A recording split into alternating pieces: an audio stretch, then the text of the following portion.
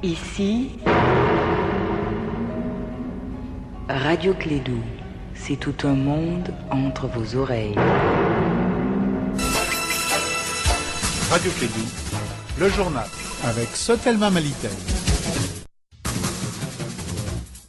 Il fait 37 degrés à Bamako, nous dit Mali Météo. Le temps est ensoleillé avec un vent de 18 km à l'heure. Bonjour et bienvenue dans ce 13h de Clédou Info, les titres avec Arunaba. Comme elle a dit, il fait 37 degrés à Bamako. Voici pour vous le sommaire. Les Mali disposent d'une base des données fiables. Le fichier électoral était soumis à un examen d'un groupe d'experts. Les détails dans un instant avec notre reporter Kassim Traoré. Les meetings des Rasbach réprimés par un groupe de jeunes dans la capitale des Balanzans. 7 motos ont été brûlées et un jeune blessé. On fera un tour à Ségou.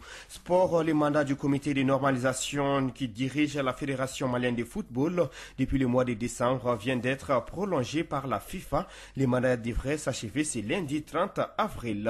Et puis c'est Aruna B. Maïga qui va diriger la Fédération malienne de basketball. Il prend ainsi les rênes de cette discipline à la place de l'actuel ministre des Sports, Jean-Claude Sidibé. Voici pour vous le sommaire. Bienvenue à tous.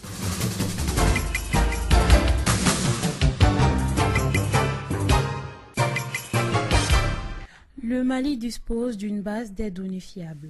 Après 10 jours d'investigation de la base des données avec le comité d'experts, les rapports concluent que le Mali dispose d'un fichier électoral fiable avec lequel des élections peuvent être organisées. Les résultats du comité d'experts ont été partagés avec les premiers ministres et l'ensemble des acteurs intervenant dans les processus électoraux. Les points avec Kassim Traoré.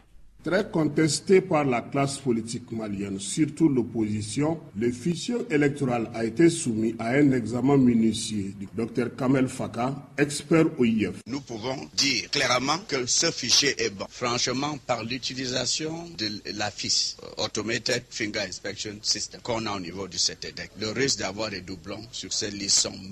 Nous avons procédé aux investigations et nous avons vu que ce système est bon. Est-ce qu'il ne faille pas le dire? Mamadou Serou Traoré, représentant de la société civile. Je sais ce qui était dans la base du RAVEC qui sert à alimenter le fichier électoral. À partir également des travaux des commissions administratives, la DGE travaille sur ces deux éléments. Avec le croisement qu'il fait, ça lui permet d'établir une base de données qui peut avoir des petites erreurs, mais avec le tiers, on arrive à corriger les insuffisances. Les 10 jours de travaux d'audit de la base de données se sont déroulés à la délégation générale aux élections, sous la supervision de la CENI. Amadou Ba, président de la CENI. Nous avons voulu, parce que c'est une forte attente de la classe politique notamment, pour se rassurer pour aller aux élections, avoir une base fiable pour les élections, c'est d'abord le fichier électoral. Et nous avons dit au départ, c'était des questions sans tabou. Après l'audit du fichier électoral, la prochaine étape est la confection des cartes d'électeurs. Les travaux d'audit ont vu la participation des représentants de la classe politique, majorité et opposition, ainsi que la société civile.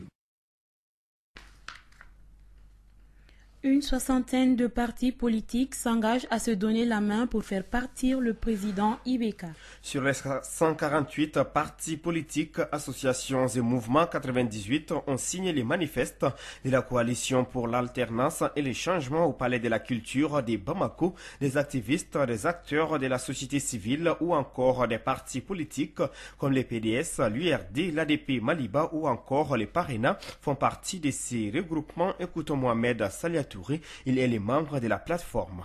Le président de la République et le gouvernement sont dépassés par l'ampleur et la gravité de la situation. La crédibilité internationale du pays est largement entamée. Nul ici et à l'extérieur ne comprend les interminables voyages du président des pays en guerre.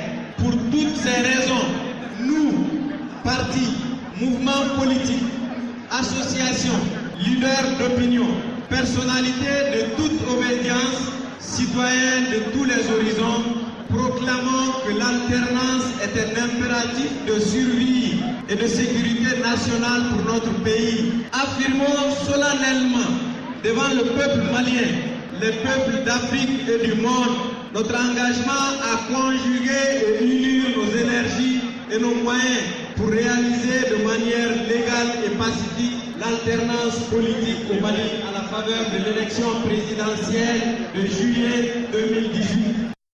Mohamed Salia Touré, membre de la coalition pour l'alternance et les changements. Cheikh Modibo Diarra est l'homme idéal pour le Mali. C'est ce que pense l'Organisation de jeunes pour la paix et le développement du Mali. Elle soutient la candidature de Cheikh Modibo Diarra à l'élection présidentielle du 29 juillet prochain. Le lancement des activités de cette organisation a eu lieu samedi sur le terrain de la commune 3 du district de Bamako. Écoutons Zoumana Sissoko Dibois, président de l'OJPDM, au micro d'Etienne Niaré.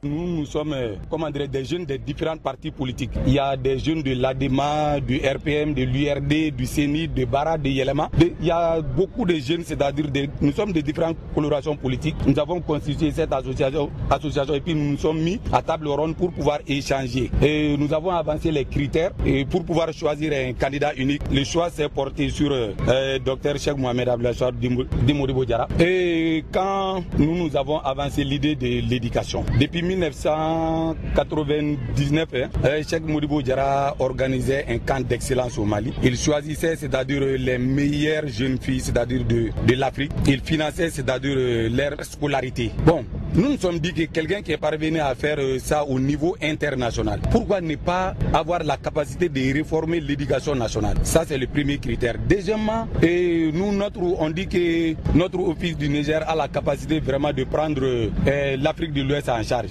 Nous avons vu que quand Cheikh Modibo Diarra a été nommé Premier ministre lors de la transition, ce monsieur s'est donné vraiment à diminuer le coût des denrées. En un mot, on a vu un chef d'État. Et puis avec son slogan, la politique autrement, nous avons vu qu'il nous a montré une nouvelle manière de faire la politique. C'est-à-dire d'éviter les t-shirts, d'éviter les casquettes et d'éviter, c'est-à-dire de prendre l'argent des politiques. Et il nous a vraiment montré qu'il faut avancer, c'est-à-dire il faut demander pour pouvoir, avant de suivre quelqu'un, il faut demander ce que la personne veut vraiment faire pour la nation. Nous avons vu que ce monsieur est engagé. Zoumana Sissoko, président de l'Organisation de jeunes pour la paix et le développement du Mali, l'OJPDM. N'importe qui ne viendra encore diriger ce pays. Des propos signés Abdoulaye Touré, l'ancien président du Conseil national des jeunes du Mali et maintenant président de la force alternative pour la démocratie et l'intégration au Mali, Fadima. La réunion préparatoire du lancement de ces mouvements s'est tenue ce week-end à Bamako. L'association se veut être une force de veille, de critiques et de propositions face à la gouvernance du Mali. Écoutons le président de Fadima, Abdoulaye Touré, au micro de Moussa Papa Aïdara. Fadima, c'est une association qui n'est pas apolitique, qui est en train d'œuvrer pour l'unification de la jeunesse malienne et l'ensemble du peuple malien. Il n'y a pas que les jeunes seulement.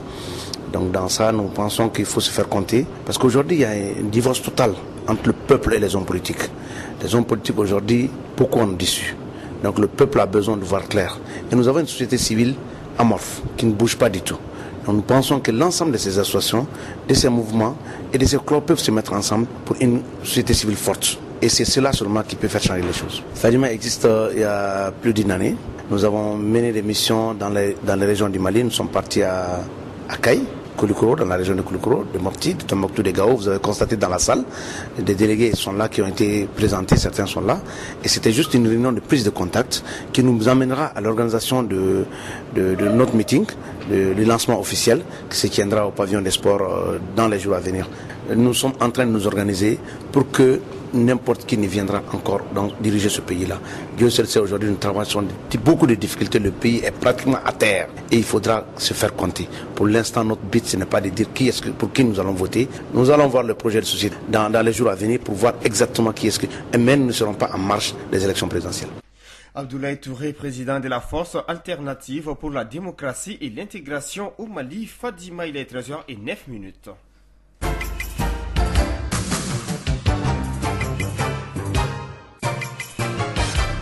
Direction Ségou, ce week-end a été marqué par un affrontement entre deux groupes de jeunes. Les jeunes de Ségou et les partisans du chroniqueur Youssouf Mohamed Batili, connu sous le nom de Rasbach, se sont affrontés. Les bilans de cet accrochage est d'un blessé et 7 motos brûlées. Les faits se sont déroulés au terrain de Bada Sonikoura, en face du lycée Cabral de Ségou, suivant la correspondance de Douba Dambélé. Ce samedi 28 avril, le chroniqueur Rasbas s'était rendu à Ségou pour un meeting. Arrivé dans la commune urbaine, Rasbas et sa délégation ont été salués certains leaders religieux. Ils étaient accompagnés par des partisans, parmi lesquels des membres du CDR, des militants des partis politiques de l'opposition. Le soir, le chroniqueur Rasbas s'est rendu au terrain de Bada-Sonikura en face du lycée Cabral pour son meeting. L'affluence était grande. Au démarrage du meeting, des jeunes sont sortis de l'autre côté du terrain avec des bâtons et des cailloux. Arrivés sur le lieu, un d'eux sort un pistolet artisanal et fait un tir de sommation. Ses autres compagnons emboîtent les pas et projettent à des jets de pierre. Impuissants face à la riposte des partisans de Rasbas, les 10 jeunes vont prendre la poudre d'escampette en oubliant leur moto. C'est là Koumar Konaté, élève au lycée Orokia Traoré, est attrapé et tabassé à sang par les partisans de Rasbas. 7 motos laissées par les 10 jeunes ont été brûlées, pas de perte en vie humaine. Le jeune Oumar Konaté, dans son interrogatoire par les services de sécurité à Ségou, a affirmé qu'ils ont été envoyés par un certain Faboulous, de son vrai nom Abdoulaye Traoré. Il est le coordinateur régional de l'association des élèves et étudiants du Mali. C'est ainsi qu'un mandat d'amener a été délivré contre le nommé Faboulous et ses autres compagnons. Pour le moment, ils ne sont pas retrouvés. Par ailleurs, le meeting du Rasta devrait se tenir au terrain de la mission catholique de Ségou. Les membres du CDR à Ségou avaient payé la location du dit terrain contre un reçu il y a 2 semaines. Seulement que ce même samedi, dans la matinée, les gestionnaires du dit terrain ont annulé la tenue du meeting sur leur terrain de sport. C'est pourquoi le meeting a été transporté au terrain de Bada-Sonikura. Ce terrain de Bada-Sonikura avait déjà servi de cadre au dernier meeting du Rasta à Ségou. De Ségou, Douba, Dambélé pour la radio Clédou. Sans transition, actualité internationale. Des fortes inondations au Caire, le régime pointe du doigt. Le gouvernement égyptien est sous le feu après une pluie printanière sur les Caire la semaine dernière. La banlieue résidentielle du Nouveau Caire a été complètement inondée, provoquant des critiques des médias et un déchaînement de sarcasme sur les réseaux sociaux. Les systèmes d'écoulement des eaux de pluie étaient soit inexistants, soit bouchés, soit situés en hauteur, parfois au-dessus du trottoir. Le président nigérien Muhammadu Buhari en visite aux États-Unis. Après les présidents français Emmanuel Macron puis la chancelière allemande Angela Merkel, c'est un chef d'État africain, le Nigérien Muhammadu Buhari, qui se rend ce lundi en visite à Washington. C'est la première visite officielle d'un dirigeant africain depuis l'arrivée de Donald Trump à la Maison-Blanche, une rencontre centrée sur les aspects sécuritaires et économiques, mais qui n'en reste pas moins symbolique. L'invitation remonte à janvier 2017. Donald Trump venait de prendre ses fonctions et avait passé un coup de fil à son homologue nigérien Muhammadu Buhari.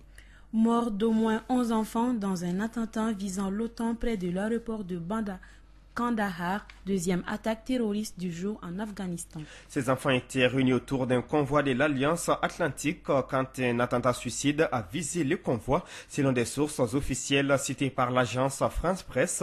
Ces autres personnes ont été blessées, dont 5 soldats roumains de l'OTAN et 2 policiers afghans. Vous écoutez Clédou Info pendant qu'il est 13h passé les 14 minutes dans les studios Djilibaba Sissoko.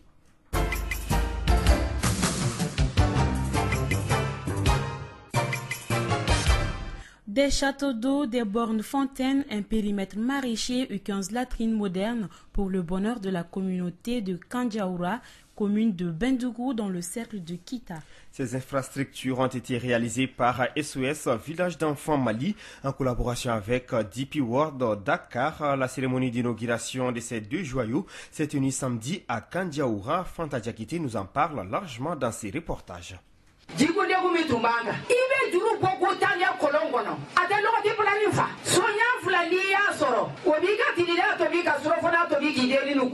Des générations et des générations ont vécu ce calvaire de manque d'eau potable à Kandiaoura. Aujourd'hui, grâce à SOS Village d'Enfants Mali, en collaboration avec DP World Dakar, cette communauté vient de découvrir ce que c'est qu'une oasis. Pour cela, le vice-président du village SOS d'Enfants Mali demande une gestion durable de la part des habitants du village de Kandiaoura, situé à plus de 15 km de Kita. Cheikh Sadibou Keita. Alors, vous devez travailler, monsieur le maire, c'est extrêmement important ces investissements-là. D'abord, le périmètre maraîcher en soi contribuera énormément à la sécurité alimentaire des enfants. Ça va améliorer la nutrition de ces enfants, des mères allaitantes et des mères en état de grossesse. Donc, il faut travailler non seulement sur la production, mais aussi sur la transformation et donc les techniques modernes de cuisson et d'utilisation des produits issus de ces périmètres maraîchers. Alors, vous devez travailler, monsieur le maire, sur la rentabilité justement de ces infrastructures économiques. Ces infrastructures réalisées par DP World Dakar sont entre autres 2 châteaux d'eau, 3 bornes fontaines, un périmètre maraîcher d'1 hectare et 15 latrines modernes pour un coût d'environ 60 millions de francs CFA. Mam Yassine Diop, responsable du développement durable à DP World Dakar.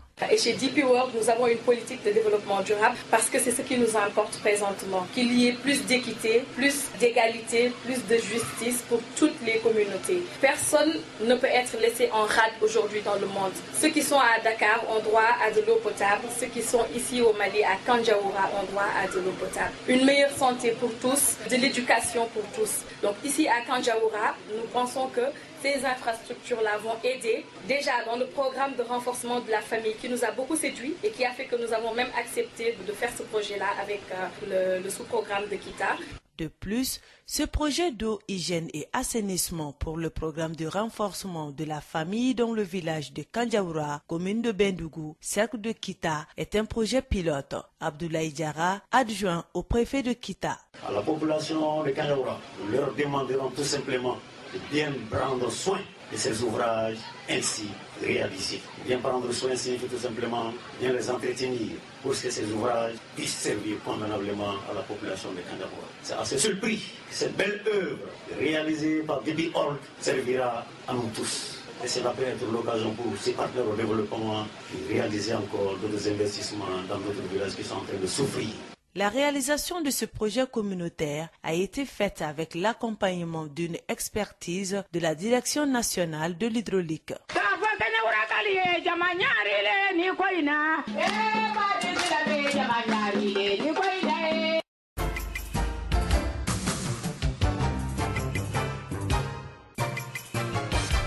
Sport pour terminer, basketball. La Fédération malienne de basketball a désormais un nouveau président. C'est à l'issue du 28e Conseil national qui s'est tenu ce week-end à Bamako. Il s'agit de Harouna Boubacar Maïga. Il va diriger un bureau de 19 membres pour un mandat de 4 ans. Harouna Boubacar Maïga prend ainsi les rênes du basketball malien et remplace Maître Jean-Claude Sidibé, actuel ministre des Sports. Football à présent, le mandat du comité de normalisation de la FEMAFOOT prolongé pour 6 mois. Alors que son mandat était censé s'achever ce lundi 30 avril, le comité de normalisation qui dirige la Fédération malienne de football depuis le mois de décembre vient d'être prolongé par la FIFA. Celui-ci restera en fonction jusqu'au 31 octobre 2018. Enfin, rugby, la Fédération malienne de la discipline a lancé ce samedi 28 avril le championnat national de rugby à 7. 4 équipes se sont affrontées en 3 rencontres d'affilée au cours de cette première journée aller. Il s'agit de l'Hippo 15, de l'AS Real de Bamako, de l'USFAS et du TILEM de Mopti. Au classement final, c'est l'AS Real qui se positionne en tête avec 8 points. Les Scorpions devancent l'USFAS et l'Hippo 15 grâce au goal différentiel particulier. Au terme de 3 défaites en autant de sorties, les TILEM de Mopti ferment la marge avec 0 points. À noter que la phase retour de cette première journée aura lieu le samedi 5 mai au terrain de l'ex-SNJ. Il est 13h passé de 19 minutes dans notre studio. Ainsi s'achève ce journal qui vous a été présenté à Diop par Emma Fifamenunao et Arunaba avec la complicité technique de Fatou Fall. Merci à l'ensemble de la rédaction de Clédou Info et à vous pour votre fidélité. Retrouvez tout de suite votre magazine des sports en langue nationale dans Mananka. Radio Clédou, le journal avec Sotelma Malitel.